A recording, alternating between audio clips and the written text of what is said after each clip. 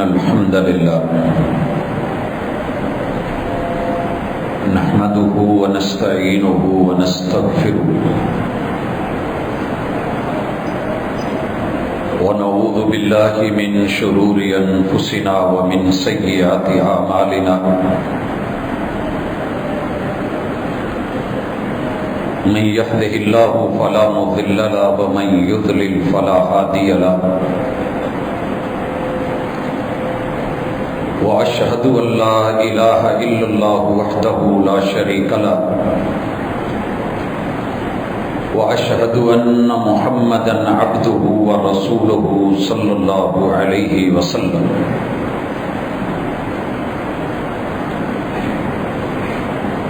أما بعد فإن خير الحديث كتاب الله وخير الهدي هدي محمد صلى الله عليه وسلم وشر الأمور محدثاتها وكل محدثة بدعة وكل بدعة ضلالة وكل ضلالة في النار. أعوذ بالله السميع العليم من الشيطان الرجيم. رب اشرح لي صدري ويسر لي أمري واحلل عقدة من لساني يفقهوا قولي.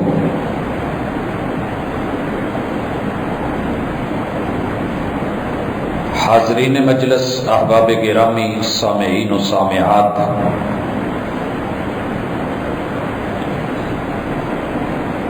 اس زمین کو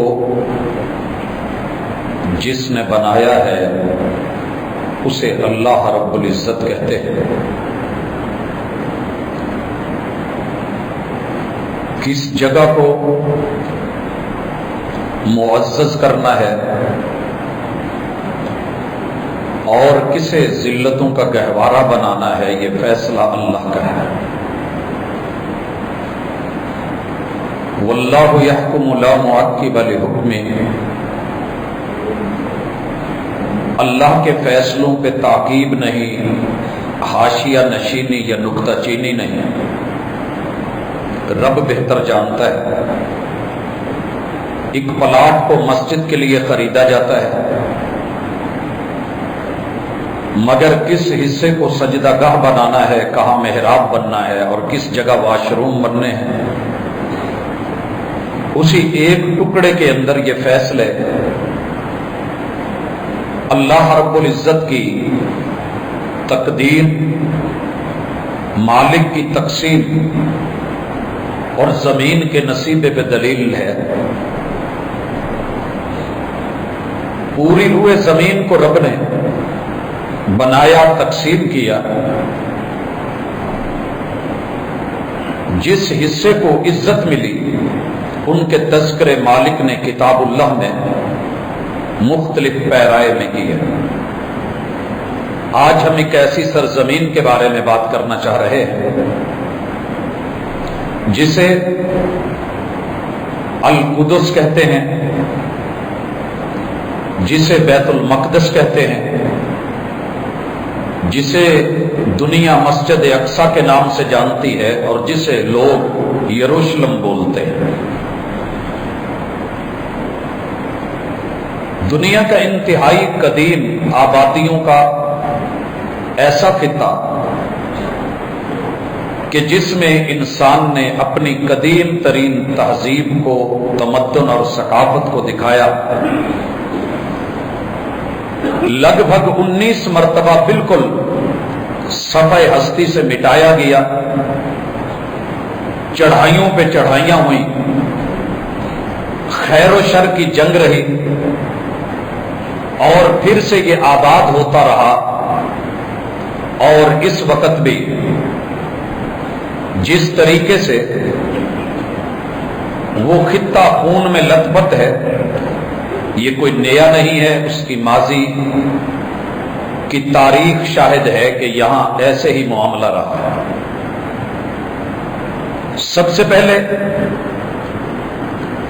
کہ یہ 27,000 مربع میل کے اوپر اس وقت کی اس کی آبادی جن 4 جہتوں میں گھری ہوئی ہے، سعودیہ والی سائڈ سے اردن، اور پھر سمندر والی سائڈ سے آگے بڑھ کر کے لبنان، شام، یعنی اردن ہے، پھر شام ہے، پھر لبنان ہے، سمندری ایریا ہے، اور ساتھ میں مصر۔ ان 4 ملکوں سے اس کی ملتی ہوئی یہ سرحد دنیا کے 3 بڑے مذاہب کا آپس کے اندر یہ تنازع ہے کہ یہ جگہ ہماری ہے۔ سب سے پہلے یہودیوں کو دعویٰ ہے کہ یہ مٹی، یہ سرزمین اس لیے ہماری ہے کہ یہاں پر جناب موسیٰ علیہ السلام جب انہوں نے کہا تھا اپنے ساتھیوں کو کہ شہر میں داخل ہو جائیے، اور ان کی قوم نے کہا تھا اذهب انت وربك فقاتلا انا هاهنا قاعدون، وہاں تو بڑے زبردست طاقتور لوگ رہتے ہیں، ہم لڑنے کے لیے اگر گئے تو ہمارا بچے گا کچھ نہیں۔ جب تو اور تیرا رب اتنی آپس میں بنی ہوئی ہے اور آپ کے پاس اتنی طاقت ہے کہ سمندر میں عصا ماریں پل بن جائیں، آپ پتھر پہ عصا ماریں 12 چشمے پھوٹ پڑے، تمہارا رب تمہیں گزار دے اور جب فرعون گزرنے لگے تو پانی میں بہا دے، تم آسمان کی طرف منہ کرو، رب بادلوں کے خیمے بنا دے، تیری قوم کو بھوک اور پیاس لگے، زمین سے پانی کے چشمے اور آسمان سے من و سلوہ اترے، تو پھر ہمارا کیا کام ہے؟ اذهب انت وربك فقاتلا انا هاهنا قاعدون۔ جناب ہارون علیہ السلام کا تعلق بھی ہجرت کے بعد مصر سے جب نکلے تو اسی جگہ، اور اس کے قرب و جوار میں جو تقدیس ہے اللہ نے کتاب اللہ میں سورہ التین میں ذکر کی، والتین، بلاد شام کی قسم، والزیتون، اور اس فلسطین کے علاقوں کی قسم، وطور سینین، کوہ طور، سرزمین مصر کی قسم، وہذا البلد الامین، اردن سے آگے سعودیہ میں موجود حجاز کی سرزمین میں اس بیت اللہ والے شہر مکہ کی قسم۔ تو ایک ہی جگہ تاریخی اعتبار سے اللہ تعالی نے جو اس خطے کی تقدیس اور اہمیت کا ذکر کیا ہے بالکل متصل کہا، لَقَدْ خَلَقْنَا الْإِنسَانَ فِي أَحْسَنِ تَقْوِيمٍ، ہم نے تو انسان کا ڈھانچہ با کمال بنایا ہے، اس کے وجود کو حسن سے نوازا ہے، یہ آبادیاں قائم کرے تو کر سکے، یہ آبادیوں کو بربادیوں میں بدلے تو اس کی مرضی، یہ اپنے وجود کو سنوار کے دوسروں کا معاون بنے، اپنے اور دوسروں کے حقوق کا لحاظ رکھے، اس کی مرضی، یہ خودکشیوں پہ اتر آئے، خود کو مارے، اپنی آبادیوں کو اپنے ہاتھوں سے برباد کرے۔ ظہر الفساد فی البر والبحر بما کسبت ایدی الناس، یہ سمندروں کے اندر یہ خشکیوں پہ آ کے اپنے ہی بنائے ہوئے گھروندے قائم کی ہوئی آبادیوں کو برباد کرے تو ہاتھ اس کا ہے۔ ثم رددناہ اسفل سافلین، اس کی تاریخ یہ ہے، ماضی گواہ ہے، اس کی حالت یہ ہے، اور اس کا فیوچر اور مستقبل یہ ہے کہ اس کے رویوں کی وجہ سے، اس کی عادات کی وجہ سے، اس کی خصلتوں کی وجہ سے، مثبت پہلو کو چھوڑ کے منفی کی طرف بڑھنے کی وجہ سے، ثم رددناہ اسفل سافلین، ہم اس کی آبادیوں کو بربادیوں میں بدل کے، اس کی بلندیوں کو اتھا گہرائیوں میں تبدیل کر کے ہم اس کے عروج کو زوال میں بدل دیتے ہیں، سبب یہ خود ہوتا ہے۔ الا الذین آمنوا وعملوا الصالحات، ہاں انہی لوگوں کو عزت ملے گی، کامیابی ملے گی، کامرانی ملے گی جن کا ایمان اور عقیدہ پختہ ہوگا، جن کے اعمال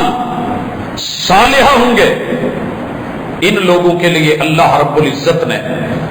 استثناء رکھا ہے۔ اور میرے بھائیوں، آج ہم جس صورتحال سے دو چار ہیں، یہودیوں کا دعویٰ اپنے اعتبار سے اور دنیا عیسائیت ان کا ماننا ہے کہ یہاں پر عیسائیت سے پہلے ذرا بھی یہودیت میں رہیے۔ داؤد علیہ السلام جو کہ بنی اسرائیل کے ایک نامی گرامی پیغمبر اور رسول گزرے، ان کا خطہ بھی وہی ہے، اور انہوں نے وہاں پہ اپنا محراب بنایا۔ جناب زکریا علیہ السلام نے اسی خطے میں عبادت کے لیے محراب بنایا، اور اللہ تعالی غارت کرے ان بد نصیبوں کو جنہوں نے نبیوں کو معاف نہیں کیا۔ یہ خطہ القدس اس لیے کہلاتا تھا کہ یہاں شرک نہیں تھا، خالصتاً اللہ کی توحید تھی۔ اس خطے میں لا الہ الا اللہ کا دورہ تھا۔ اس خطے میں پاکیزہ کردار لوگ رہتے تھے، اسی لیے اسے یوم القدس جو مناتے ہیں تو القدس سے نسبت، پاکیزہ جگہ، پاکیزہ خطہ۔ یہاں رب کے بارے میں اعتقاد بھی صاف اور رہنے والی ہستیوں کے کردار بھی پاکیزہ۔ میں ایک دو مثالیں دے کے ذرا منظر کو واضح کرنا چاہتا ہوں۔ یہودیوں نے اپنے انبیاء کو قتل بھی کیا اور ان پہ، ان کے کردار پہ الزام بھی لگائے۔ انہی میں سے ایک الزام یہ بھی تھا کہ داؤد علیہ السلام یہ اپنی بیٹیوں کے ساتھ برائی کرتے تھے۔ معاذ اللہ ثم معاذ اللہ، ہر پیغمبر کے بارے میں اگر کسی قوم کا عقیدہ 100% واضح ہے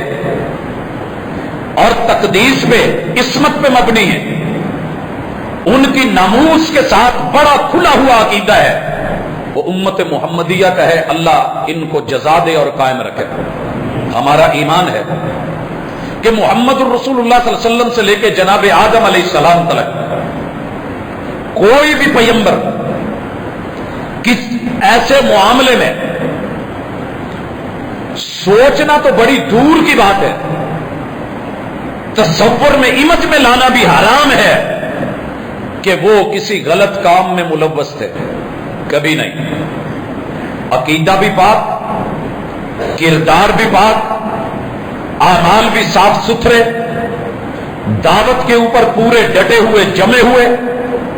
وہی کے ساتھ بولنے والے، رب کے احکام کو برابر پہنچانے والے اور ذمہ داری کو سمجھنے والے۔ مگر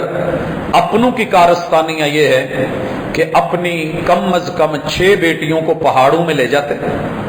اور آپ کو پتا ہونا چاہیے کہ فلسطین کی سرزمین جب سورج نکلتا ہے پہاڑیوں اور پتھروں کے حساب سے یہ گلابی کلر وہ شیڈ دے رہی ہوتی ہے، اور اس کے کئی نام رکھے گئے جن میں سے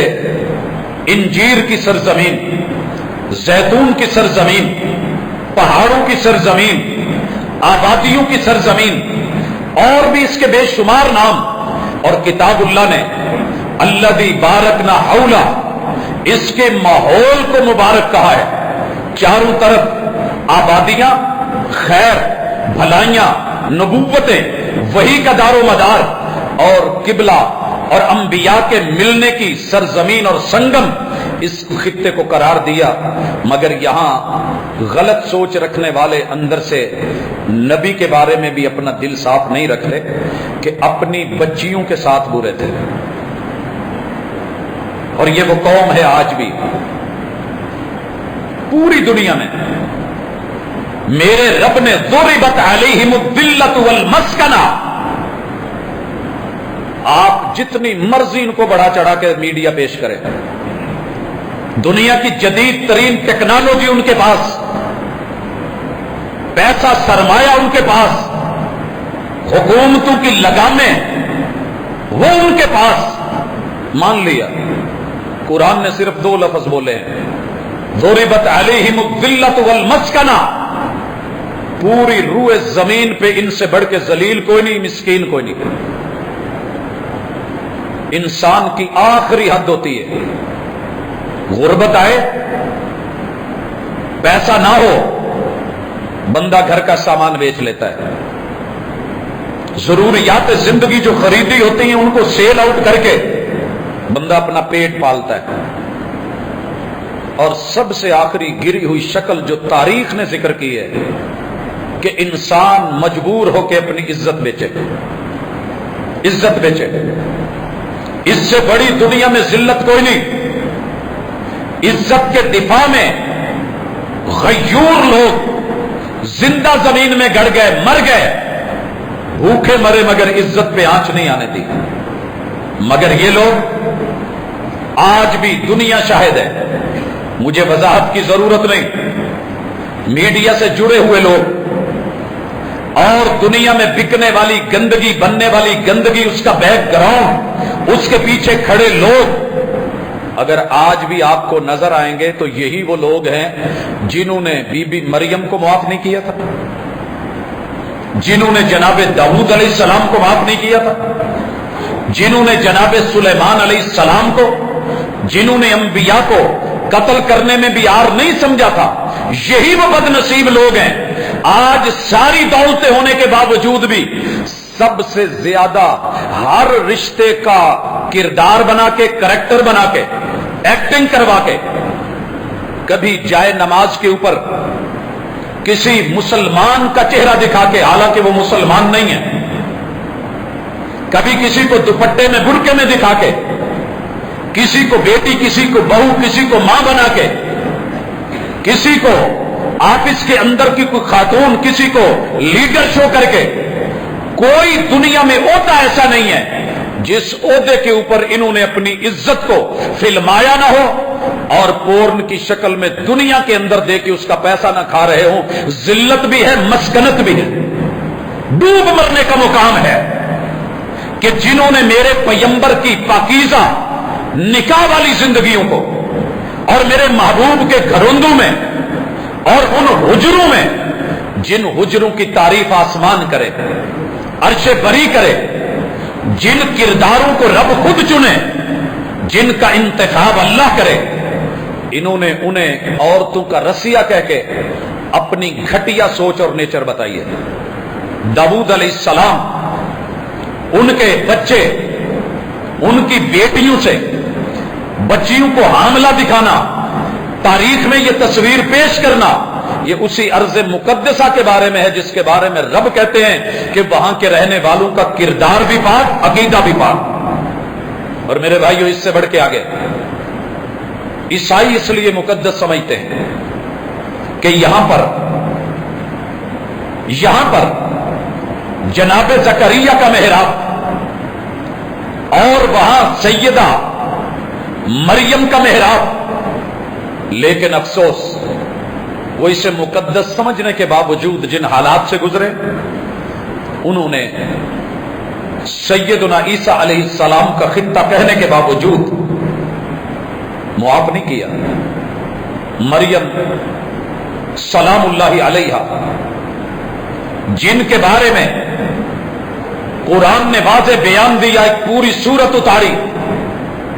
حبشہ کی سرزمین جو جدہ کے بالکل سامنے سمندر کی دوسری طرف ہے، دنیا عیسائیت میں نجاشی کو جب جا کر کے مشرکین مکہ نے کہا کہ یہ ہمارے بھی دشمن، تمہارے بھی دشمن، ان کی رائے ہمارے بتوں کے بارے میں اور تمہاری بی بی مریم کے بارے میں ٹھیک نہیں ہے، اور جب وہاں پہ تلاوت کی گئی سورہ مریم، نجاشی رو رہا ہے، آنکھوں میں آنسو ہیں، حقیقت کو سمجھا ہے، کلمہ پڑھا ہے، مسلمان ہوا ہے، اور اس انسان کو یہ خوش بختی نصیب میں ملی ہے کہ اس کا جنازہ محمد رسول اللہ صلی اللہ علیہ وسلم نے پڑھایا۔ حضرات، یہ سارے پہلو، مگر دنیا عیسائیت آپ دیکھتے ہوں گے شہر فیصل آباد سے مریم آباد کی طرف جوانوں کے ننگے پاؤں پیدل سفر، خواتین کا چلنا، مردوں کے لمبے سفر، وہاں پہ صرف ایک شبیہ ہے، بی بی مریم نہیں ہے، مگر مریم سلام اللہ علیہا، ان کے بارے میں جو اندر کی خباثت تھی وہ کچھ یوں تھی کہ مریم خود بھی ٹھیک نہیں تھی، یوسف نجار کے ساتھ تعلقات تھے، یہ ان کا بیٹا وہ آدم علیہ السلام کی مثال نہیں ہے، بلکہ یوسف نجار کا بیٹا ہے، یہ کلمۃ اللہ نہیں ہے۔ اور یہودیوں نے تو کھل کے کہا ابن الزنا ہے، ابن الزنا، اور یہ بھی کہا کہ یہ ان کی خاندانی جدی پشتی روایت تھی۔ عیسیٰ علیہ السلام کی 3 دادیاں کوٹھے پہ کام کرتی تھی اور 3 نانیاں بھی، غلط کردار کی مالک، اور یہ عادتیں معاذ اللہ عیسیٰ علیہ السلام میں بھی تھی، کنجریوں سے تیل ملواتے، مالشے کرواتے اور ہار نہیں سمجھتے تھے، اور اسی چیز کو غدار ختم نبوت مرزا نے اپنی کتابوں میں ذکر کیا۔ ہم ان سارے پہلوؤں پہ امت مسلمہ اپنی زبان کو، اپنی سوچ کو، اپنے الفاظ کو، اپنی گفتار کو، اپنے عقیدے کو پاکیزہ رکھ کے کہتے ہیں کہ مریم سلام اللہ علیہا، ان کے کردار کی گواہی اسی سرزمین میں دلائی گئی۔ اور آپ کو یہ بھی پتا ہونا چاہیے کہ لوگ کہتے ہیں کہ صرف انجیر کی زمین ہے اور زیتون کی زمین ہے، لوگوں یہ کھجوروں کی بھی زمین ہے، یہی وہ کھجوریں تھی، یہی وہ تنے تھے، یہی وہ درخت تھا جس کو ہلا کر کے، جس کے اوپر سے کھجوروں کو رب نے اتار کر کے سیدہ مریم سلام اللہ علیہا ان کے لیے غذا بھی بنائی، دوا بھی بنائی، اور رب نے اپنی نشانیاں بھی دکھائی۔ یہی ارض مقدسہ ہے، یہی سرزمین فلسطین ہے، اور یہی بیت المقدس ہے، یہی مسجد اقصی ہے، یہی اس کا قرب و جوار ہے۔ عیسائیت کا دعویٰ اس لیے کہ عیسیٰ علیہ السلام کی جائے پیدائش سیدہ مریم علیہ السلام کا، وہ وہاں پہ ان کا بنا ہوا محراب، جناب زکریا کا محراب، اور پھر باقی چیزیں یہ بھی کہتے ہیں کہ ان کو پوری دنیا کا انسانیت کا جو کفارہ بنا کے مصلوب کیا گیا،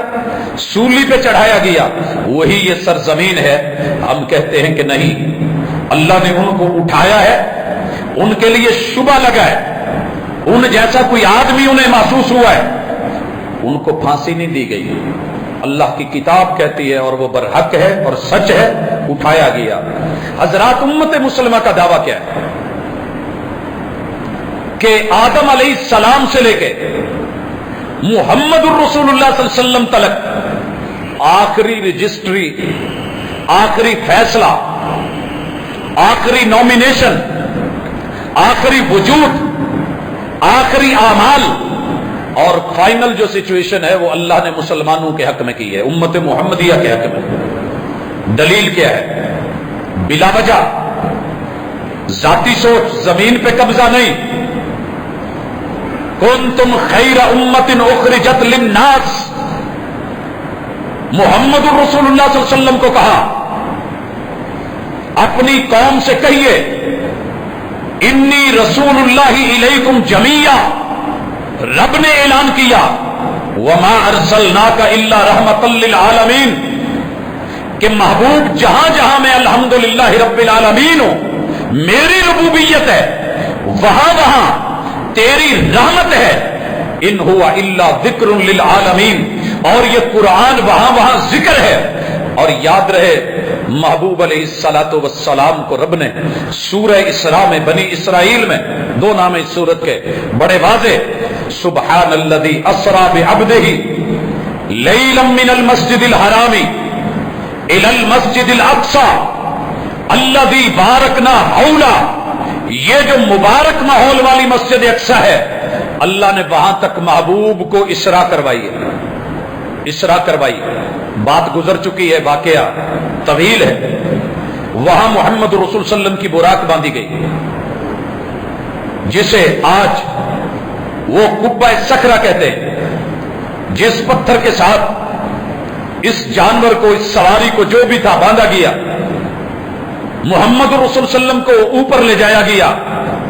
بائی لفٹ معراج کروایا گیا،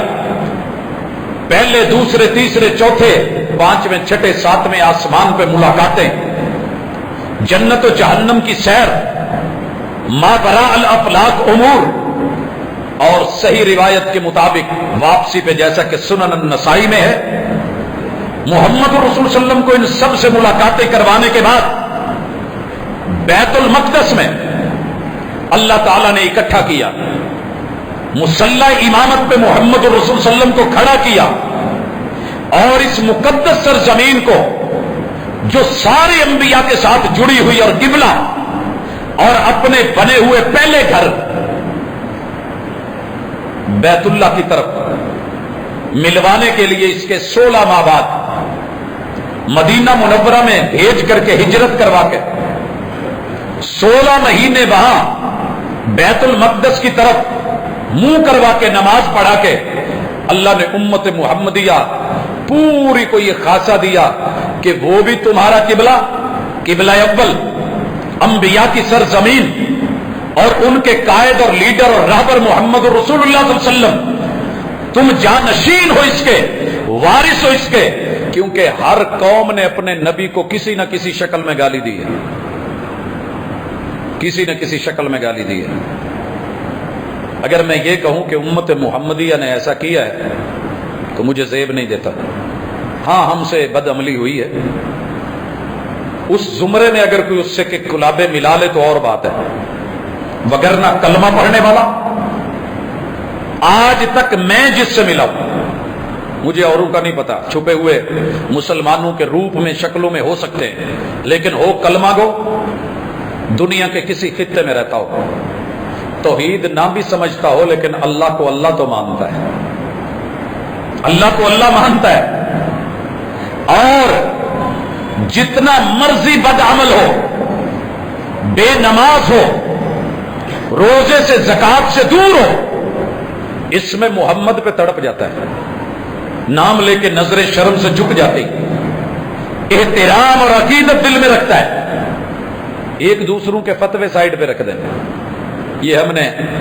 ممبر و محراب کے اوپر قبضہ جمانے کے لیے بسا اوقات اپنی عوام کو اپنے ساتھ ملائے رکھنے کے لیے یہ کہہ دیا ہوتا ہے کہ جنت لینی ہے تو فلاں کو کافر سمجھو، فلاں کو گستاخ سمجھو، فلاں کو یہ کہو، فلاں کو یہ کہو۔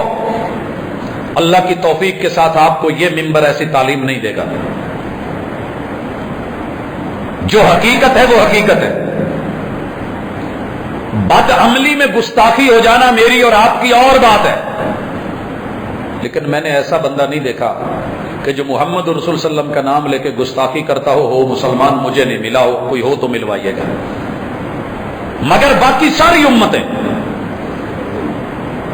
ان کی اگر تاریخ کو پڑھا جائے تو میں نے اشارہ کیا ہے تھوڑا سا، اس سے بھی برے برے جملے، الفاظ، کلمات۔ دنیا کا سب سے بدترین بندہ وہ ہے جو پیغمبر کو قتل کر دے یا جسے پیغمبر قتل کرے، مگر اللہ نے کتاب اللہ میں ذکر کیا انبیاء کا قتل کرتے تھے، بغیر حق کے کرتے تھے۔ اور آپ کو پتہ ہونا چاہیے، میں اشارہ کر دوں تھوڑا، آخر میں خلاصے میں ذکر کروں گا کہ یہ سرزمین کیوں اہم ہے۔ یہ صرف زمین کا خطہ یا ٹکڑا نہیں، یہ ایک ملک یا ایک حصہ نہیں، یا یہ صرف عرب کی ذاتی جنگ اور لڑائی نہیں، یا یہ صرف زبانیں عربی کے اوپر کلیش نہیں ہے، یہ اسرائیل، یہ فلسطین اور یہ اقوام متحدہ کا نظریہ کہ یہاں کا جو ہے وہ دارالحکومت یروشلم ہے، سچی بات یہ ہے کہ صرف اور صرف ایک انسانی تہذیبوں کی جنگ اور لڑائی کے علاوہ کچھ نہیں، وگرنہ حق یہ ہے کہ اللہ تعالیٰ نے اس خطے کو امت مسلمہ کے حوالے کیا جب نبوت محمد رسول صلی اللہ علیہ وسلم کی ہے، جب سکہ ان کا ہے، جب رسالت ان کی ہے،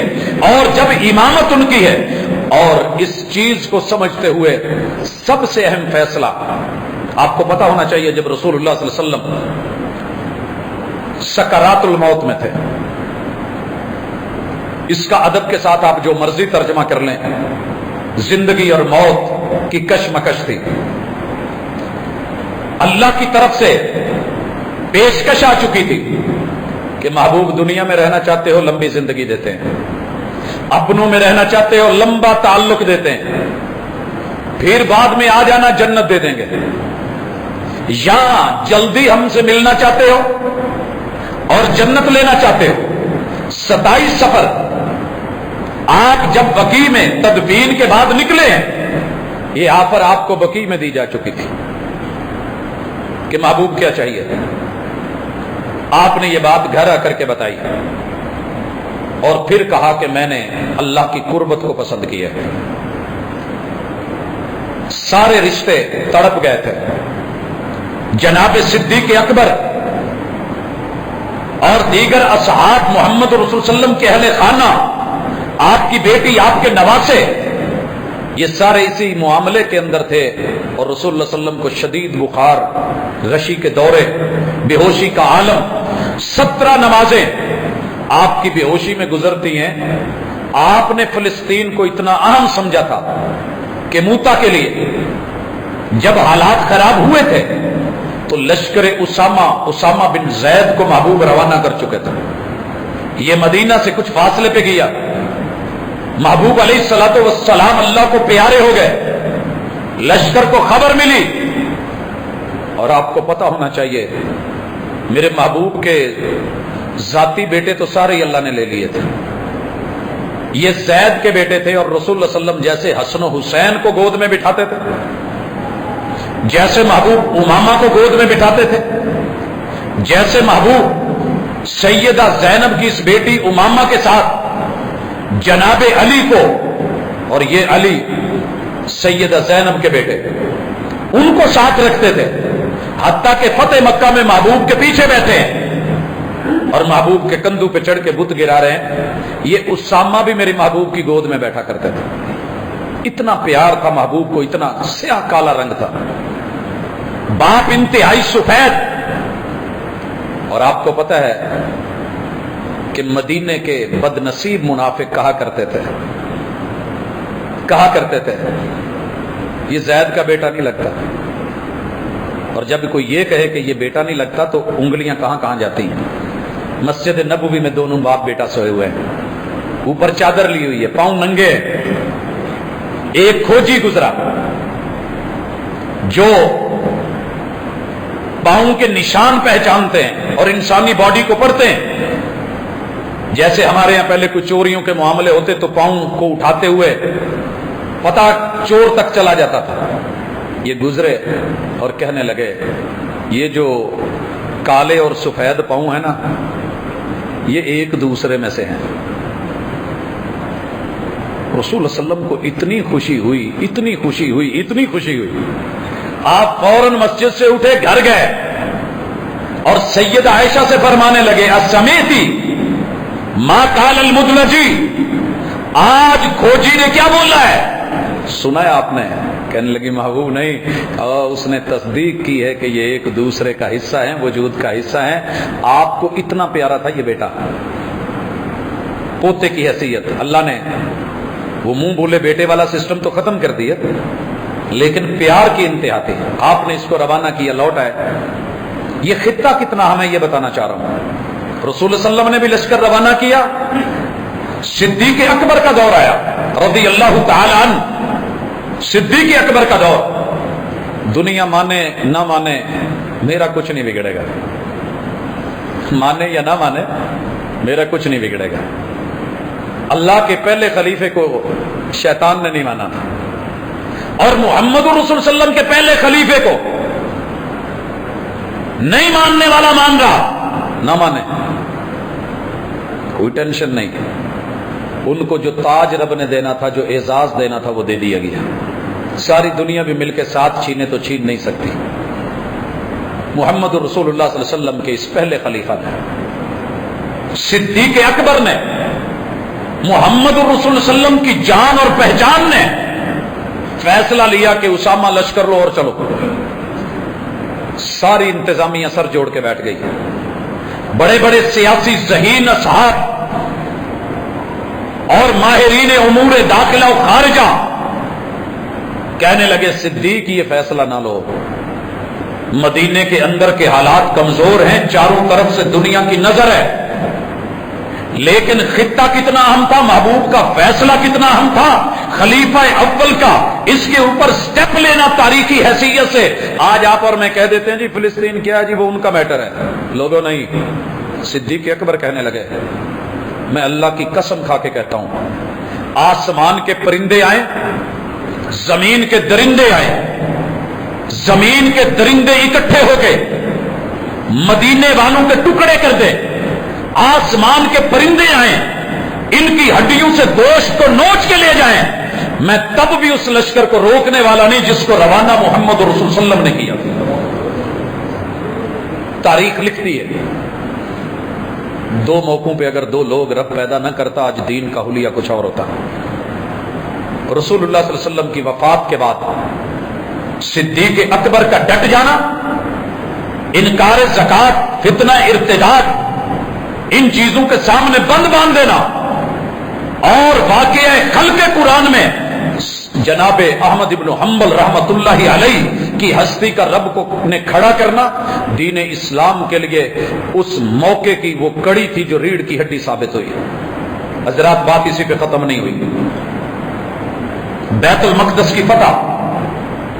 جناب عمر خلیفہ ثانی، وہ دن تو یاد ہوں گے، سنا تو ہوگا، تاریخ اتنی بھولی تو نہیں ہوگی، پڑھا تو ہوگا. آج بیت المقدس فتح ہے، مسلمانوں کے پاس ہے، مگر قربان نہ جاؤں، ہم غیروں کی طرح نہیں ہیں کہ اگر فاتح بن کے جائیں اور جشن منائیں تو دوسروں کی لاشوں پہ کھیلیں. یہ کوئی باہر سے آیا ہوا ہوگا جس نے دور بنی عباس میں صفا بن کے ایسا کچھ کیا. میرے پیغمبر کا طریقہ یہ نہیں تھا. مکہ فتح ہوا، کہا جو رب کے گھر میں چلا جائے کچھ نہیں کہنا، میرے دشمن ابو سفیان کے گھر چلا جائے کچھ نہیں کہنا، جو اپنے گھر میں داخل ہو کے کنڈی لگا لے اسے بھی کچھ نہیں کہنا. یہ آج بیت المقدس فتح ہوا ہے. چاہتے تو عمر کہہ دیتے گردنیں کاٹ دی جائیں، گردنیں کاٹ دی جائیں، غزہ بنا دیتے، لہو لہو کر دیتے، جسم ٹکڑے ٹکڑے کر دیتے، لیکن نہیں. اسلام تیری سیفٹی، تیری سیکیورٹی، تیرے عقیدے، تیرے طریقے کے اوپر میں دل و جان فدا کر دوں. کہا یار اتنی تو ہماری پت رکھ لو، اتنی تو لت، اتنی تو عزت تھوڑی رکھ لو.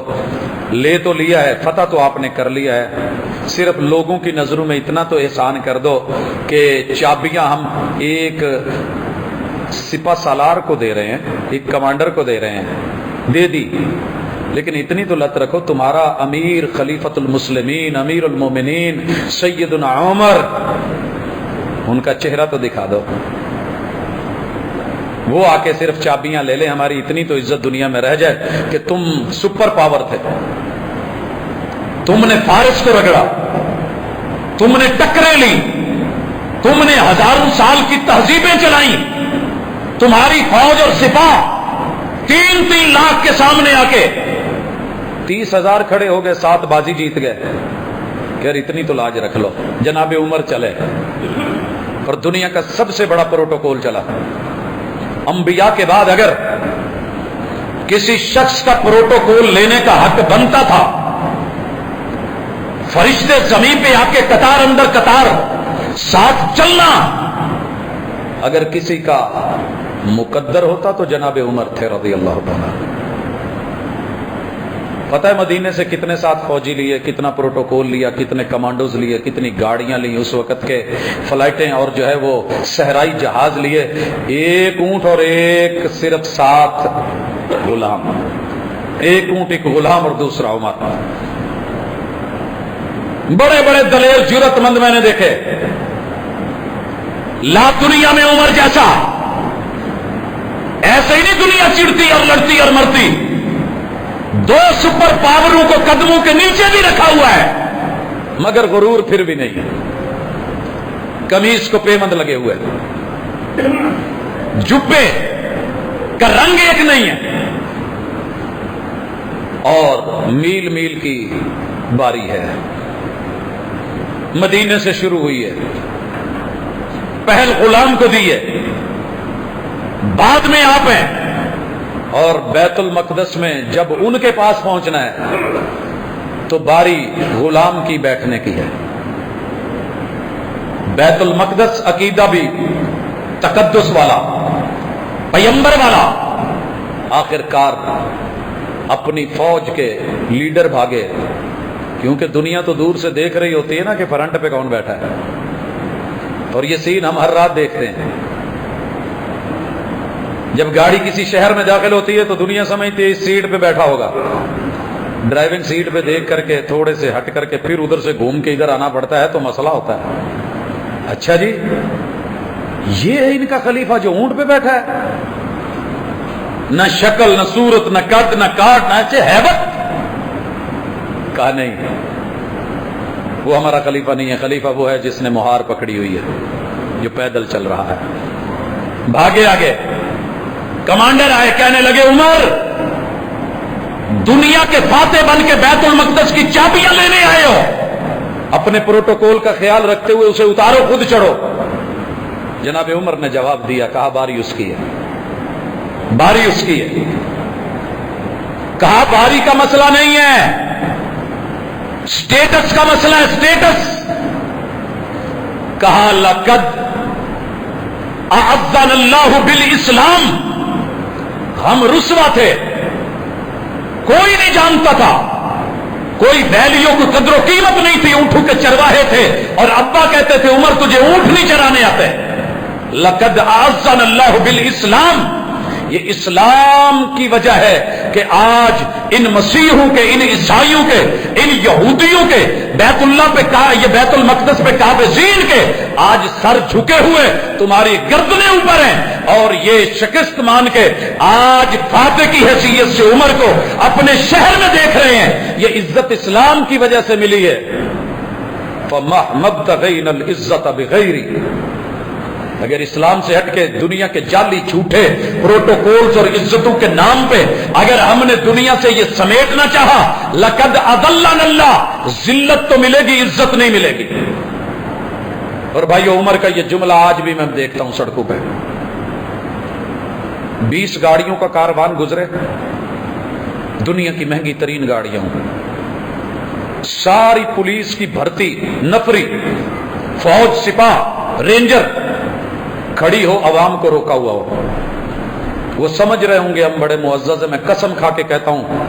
हालांकि मैं इतना आदी नहीं हूं कसमें उठाने का, लेकिन मैं जिस अवाम में रहता हूं उन लोगों के दिल में इस प्रोटोकॉल की एक जर्रे के बराबर इज्जत नहीं होती, जर्रे के बराबर। जिसने बीमार का लिहाज नहीं रखा, गरीब का लिहाज नहीं रखा, किसी दूसरे की इमरजेंसी का लिहाज नहीं रखा, और जिनके वोटों से ऊपर आकर के बैठे उन्हीं को नीचे रौंदते हुए, रोकते हुए, धुतकारते फिटकारते हुए अगर ये गुजर के इज्जत है, तो काबा के रब की कसम इज्जत नहीं है। इज्जत वो होती है जो दिलों में होती है, और ये इज्जत देखनी हो तो उमर की देखिए रज़ियल्लाहु तआला अन्हु। मैं बात फिलिस्तीन की कर रहा हूं तो चलिए मदीने में, इसी रूम ने, इसी फारस ने दोनों तरफ से अपने खुफिया मिशन भेजे थे, जाओ चेक करके आओ उमर करता क्या है। इधर फारस कांप रहा है, उधर रोम कांप रहा है, इधर भी फौजें हैं, उधर भी फौजें हैं। एक रिबी इब्न आमिर भेजता है, कमजोर बदन है, जो खड़ा हुआ भी पूरी तरह नजर नहीं आता, लेकिन रुस्तम के सामने खड़ा होकर कहता है सुन, भूखे प्यासे नहीं निकले, हमें रब ने निकाला है। इन्नल्लाह अब्तअसना लिनुखरिजल इबाद मिन इबादतिल इबादी इला इबादति रब्बिल इबाद। तूने क्या समझा, भूख से निकले हैं, प्यास से? हमें हमारे रब ने निकाला है कि एक रब के बंदू को रब के दर से तुमने उठा के जो बंदू के दर पे फेंक दिया है, हम उनके सर उठा के दोबारा उसी रब के दर पे लाना चाहते हैं, हम इसलिए आए। اور جب جناب مغیرہ بن شعبہ کو کہا گیا بول کیا لینا ہے، درہم و دینار لے، لوٹ جا، پر ہیڈ لے لے، کہا جوتے کی نوک پہ۔ مٹی کا ٹوکرا اٹھا کے رستم نے جب دلوانا چاہا، آگے بڑھ کے ٹوکرا پکڑ کے جب اٹھایا اور بولا تھا مسلمانوں تمہیں مبارک ہو، رستم نے بغیر جنگ کے گھبرا کے ایک سفیر کے ایک جملے اور بیان کے اوپر، میڈیا وار کے اوپر اپنے ملک کی مٹی بغیر لڑے تمہارے حوالے کر دی ہو، تمہیں مبارک ہو۔ اور ادھر جناب خالد ابن ولید بولے، رومیوں نے کہا بھوکے پیاسے سرزمین عرب کو چھوڑ کے آئے ہو، پر ہٹ لو، لوٹ جاؤ۔ کہا ہاں ہاں ٹھیک سنا ہے، ہم پیاسے قوم ہیں، ہمارے یہاں پانی کا مسئلہ ہے، اس لیے جب پیاس لگے تو خون پیتے ہیں، سنا ہے کہ رومیوں کے خون بڑے اچھے ہیں، آئے ہیں، دو دو گھونٹ پلا دو، لوٹ جائیں گے۔ پڑھنا ذرا کبھی تاریخ کو۔ آج دبے ہوئے، سہمے ہوئے، گھبرائے ہوئے 60 کے قریب دولت، مال، دنیا، زمین، فوج، سپاہ، قوت، ہر اعتبار سے ہم مضبوط لوگ، نفری میں، کام میں، افراد میں، ہاتھوں میں، شعبوں میں، اللہ نے ہر پہلو میں سب کچھ دیا ہے۔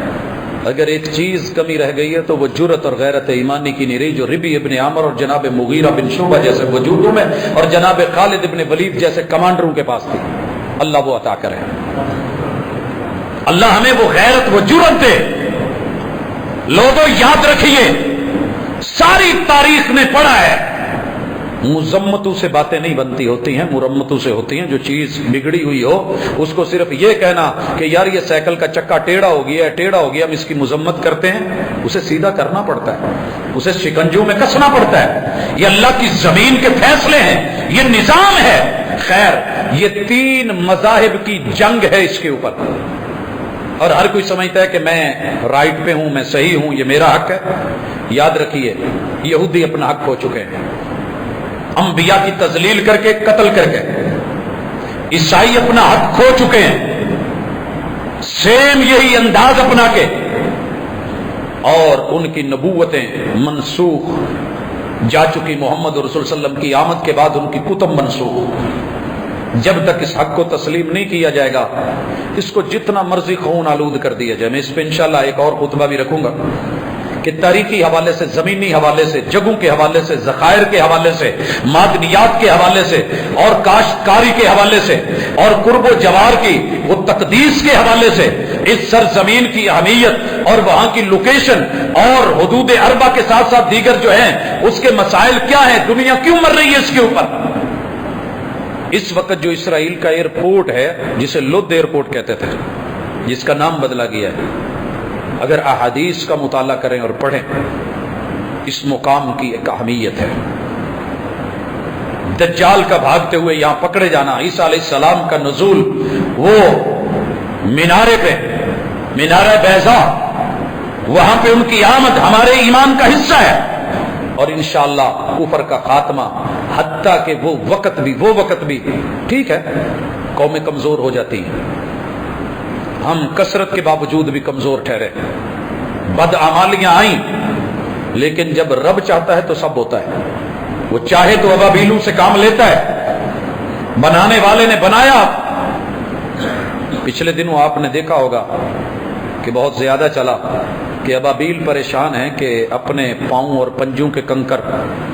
یہودیوں پہ، غیر مسلموں پہ گرائیں، یا مسلمانوں کی سست روی اور ان کی غفلت پہ ان کو جگانے کے لیے ان پہ ماریں۔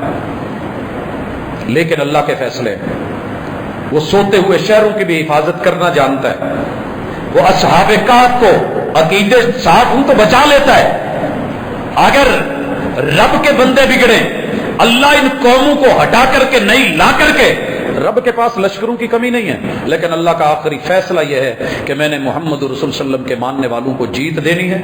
عزت دینی ہے، آبرو دینی ہے، کامیابی دینی ہے، رسوائی سے نکالنا ہے۔ ناکامیوں کے بعد، بربادیوں کے بعد آبادیوں کا وقت ہے، اور رسول اللہ علیہ وسلم کی زبان سچی ہے، پیشین گوئیاں برحق ہیں۔ اس لیے اس سرزمین کو معمولی مت سمجھیے، اپنے ایمان کا حصہ، غیرت کا حصہ، یقین کا حصہ، نبوتوں کا حصہ، انبیاء کا، اور جو ہے وہ پاکیزہ سرزمین، وہ سرزمین معراج اپنی اولادوں کے اندر اس سلسلے کو جگائیے۔ آپ کو پتہ ہے کہ دشمن اپنی مناپلی کے ساتھ، آپ فلسطین لکھیں یا اسرائیل، آپ کے اکاؤنٹ اگر بند کر رہا ہے تو سمجھیے کہ پیچھے کچھ ہے۔ اگر ان کا ہولڈ ہے، انہوں نے بنایا ہے اور ہم نے صرف سستی دکھائی ہے، تو کہنے والے نے کہا تھا ہے تقدیر کے قاضی کا فتویٰ، یہ کیسے ہے وہ شعر؟ تقدیر کے قاضی کا ہے فتویٰ یہ ازل سے، ہے جرم ضعیفی کی سزا مرگ مفاجات۔ جو قومیں کمزور کر لیتی ہیں خود کو، عیاشیوں پہ اتر آتی ہیں، آسائشوں پہ آ جاتی ہیں، یا آسائشیں نہ بھی ہوں بے حس ہو جاتی ہیں، ان کی موت کسی بھی وقت آ سکتی ہے، برائلر مرغیوں کی طرح۔ پورا ڈبہ بھرا ہوتا ہے، ڈربا، آرڈر لگتا ہے، ایک مرغی پکڑتا ہے قصاب، اس کی چینچی ہوتی ہے، باقی چپ ہوتی ہیں کہ ابھی ہماری باری تو نہیں آئی نا، ہم ڈربے میں ہیں، محفوظ ہیں، سیف ہیں، دروازہ بھی کھلا ہے، بغاوت کوئی نہیں، نکل بھی سکتی ہیں، نکلتی نہیں، گھٹنوں پہ کھڑے ہونے کی طاقت نہیں رہتی، اور نتیجہ یہ نکلتا ہے کہ ایک ایک کر کے سب کی گردنیں اڑ جاتی ہیں، پنجے مار کے چیختی رہتی ہیں، اور جو ہے وہ آرڈر آ چکا ہوتا ہے۔ حضرات کچھ ایسی ہی حالت ہماری ہے، کیونکہ ہماری خوراک بھی وہی برائلر ہے۔ اللہ تعالی ہمیں اپنی عقیدے کی خوراک، ایمان کی خوراک، قرآن کی خوراک، اس سے جڑے رہنے کا معاملہ دے۔ ہاں، جو آپ اور میں کر سکتے ہیں، جو حکمرانوں کی ذمہ داری ہے وہ انہوں نے نبھانی، اگر نہیں نبھائی، الذین ان مکناہم فی الارض، ذمہ دار ہیں وہ اپنے، لیکن ہم دعاؤں میں، مناجات میں، خیر میں، بھلائی میں، علم میں، آگہی میں، عقیدے میں، نالج میں، بچوں کی تعلیم میں، تربیت میں، ان کو پڑھنے میں، پڑھانے میں، سمجھنے میں، سمجھانے میں جو کردار نبھا سکتے ہیں وہ ہمیں نبھانا ہوگا۔ اللہ تعالیٰ قدس کی حفاظت فرمائے۔ اللہ تعالیٰ اگر ہمارے یہ سارے وسائل جو اسی مقصد کے لیے ہیں، ایک دوسرے کی خیر خواہی کے لیے ہیں، ان دنوں میں ہم ایک مچھلی کا سین بھی دیکھ رہے تھے کہ سمندر سے باہر ہے اور تڑپ رہی ہے، اندر سے ایک مچھلی اس پہ ایکشن لے کے، جان خطرے میں ڈال کے، باہر نکل کر کے، تڑپتی جیسے بھی یہ پھڑکتی، اس کی دم کو پکڑ کے لے کے پانی کی طرف جاتی ہے۔ اگر ایک جانور کے لیے اتنا کر سکتا ہے تو ایک انسان کے لیے اور مومن کے لیے کیوں اس قدر بے حس ہے۔ اللہ ہماری وہ عزت، وہ غیرت، وہ حیا، وہ اخوت، وہ محبت، وہ ایمانی دولت وہ ہمیں واپس دے۔ اقول قولی ھذا وآخر دعوانا ان الحمد للہ رب العالمین۔